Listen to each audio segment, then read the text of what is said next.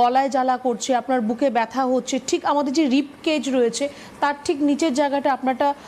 Discomfort feel হচ্ছে, যে একটু আপনার জ্বালা হচ্ছে বা ব্যথা হচ্ছে, এরকম সমস্যা আপনার মধ্যে যদি দেখা দিচ্ছে সেটাকে আমরা ডিসফেজিয়া বলে থাকি। এবার ডিসপেপসিয়াও একটি অন্য সমস্যা রয়েছে। ডিসপেপসিয়াতে আমাদের পেটের মধ্যে ব্যথা অনুভব হয় বা ডিসকমফোর্ট ফিল হয়, আর ডিসফেজিয়ার মধ্যে আমাদের এই যে খাদ্যনালী যেটা রয়েছে, যেটাকে আমরা জিআই ট্র্যাক্টও বলে থাকি, তার মধ্যেই আপনার সমস্যা। এবার সেখানে আপনার যদি কোথাও কোনো বাধা সৃষ্টি হয়, আমাদের যে ইসোফেগাস রয়েছে, আমাদের ঠিক গলার এইটুকু জায়গায় যে ইসোফেগাস রয়েছে, তার মধ্যে যদি কোনো ধরনের বাধা সৃষ্টি হয় বা যদি সেটা ন্যারো হয়ে যায়, যে সরু হয়ে যাচ্ছে, আপনি তখন খাবার খেলে সেটা আপনি ঠিকভাবে আপনার ওই ইসোফেগাস দিয়ে নিচে নেমে আসবে না। তো একটা ইসোফেজিয়াল ডিসফেজিয়া রয়েছে, আর একটা হচ্ছে ওরোফেরেঞ্জিয়াল ডিসফেজিয়া। ইসোফেজিয়াল ডিসফেজিয়ার মধ্যে আপনি যখন খাবার খাবেন সেটা আপনার গিলতে প্রবলেম হবে, বা কখনো কখনো এরকম হতে পারে যে সেটা আপনার উল্টো দিকে আবার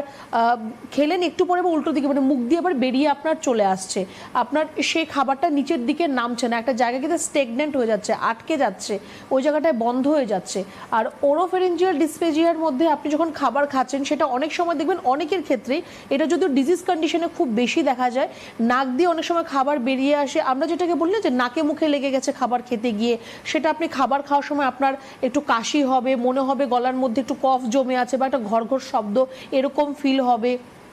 পেশেন্টের যখন গ্যাসপিং হয়, যে গলার মধ্যে একটা গড়গড় করে আওয়াজ হয়, খাবার খাওয়ার সময় সেরকম একটা আওয়াজ আপনি শুনতে পাবেন। বেসিক্যালি একটু এইজেডদের মধ্যেই এই সমস্যাটা বেশি দেখা দেয়, কারণ তখন আস্তে আস্তে এই যে মাসেলগুলো রয়েছে, আমাদের এই ইসোফেগাসের কাছাকাছি মাসেলগুলো রয়েছে, এগুলো আস্তে আস্তে লুজ হতে থাকে, তার যে কাজ করার ক্ষমতা সেটা কমতে থাকে, আর আপনার ইসোফেগাসও আস্তে আস্তে সরু হতে থাকে। তো একটু এইজ হলে এই সমস্যাটা বেশিরভাগ ক্ষেত্রে দেখা দেয়। বা যদি কোনো আপনার খুব বড় কোনো ডিজিজ হয়ে থাকে, যে ডিজিজ আপনার জিআই ট্র্যাক্ট, আপনার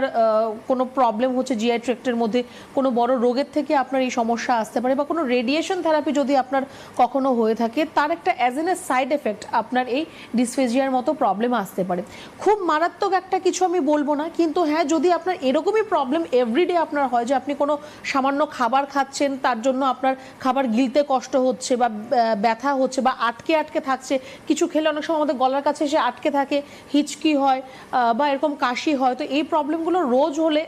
এমনিতেই আপনার আরও রোগ, আপনার সমস্যা শরীরের মধ্যে চলে আসবে। কিন্তু এর থেকে যে অনেক বড় কোনো রোগ হবে সেটা আমি বলবো না। হ্যাঁ, কখনো কখনো খুব সার্টেন কিছু কেসেসের মধ্যে দেখা যায় যে আপনার যদি ওরোফেরিংসের মধ্যে চলে আসে, মানে যদি আপনার শ্বাসনালীতে চলে আসে, খাদ্যনালী থেকে খাবারটা যদি শ্বাসনালীতে চলে আসে, সেখান থেকে আপনার চোখ হয়ে যেতে পারে, আপনার শ্বাস আটকে যেতে পারে, গলায় খাবার লেগে সেখান থেকে অনেকের অনেক সময় ডেথও হয়। খুব